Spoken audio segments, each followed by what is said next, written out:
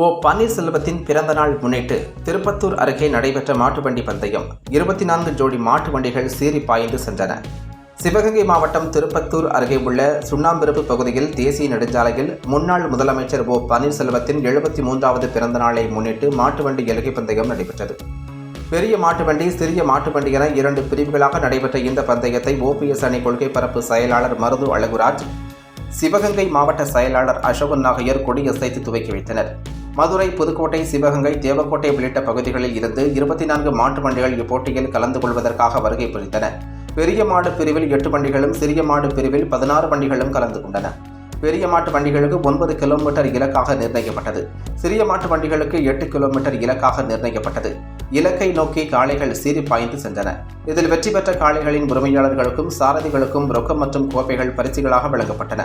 இப்போட்டியை காண சுண்ணாம்பிருப்பு, கோட்டையிருப்பு, திருப்பத்தூர், எஸ் கோட்டை மற்றும் அதன் சுற்றுவட்டார பகுதிகளில் இருந்து ஏராளமான பொதுமக்கள் கலந்து கொண்டு சாலை நெடுகிலும் இருபுறமும் இன்று கைதட்டி விசில் அடித்து மாட்டுவண்டி வீரர்களை உற்சாகப்படுத்தினர். சிவகங்கை மாவட்டத்தில் ஓபிஎஸ் பிறந்த நாளை முன்னிட்டு முதல் முறையாக நடைபெற்ற இந்த மாட்டுவண்டி எல்லை பந்தயத்தை திருப்பத்தூர் தெற்கு ஒன்றிய எம்ஜிஆர் இளைஞர் அணி செயலாளர் ஆர் கண்ணன் ஒருங்கிணைப்பு செய்திருந்தார்.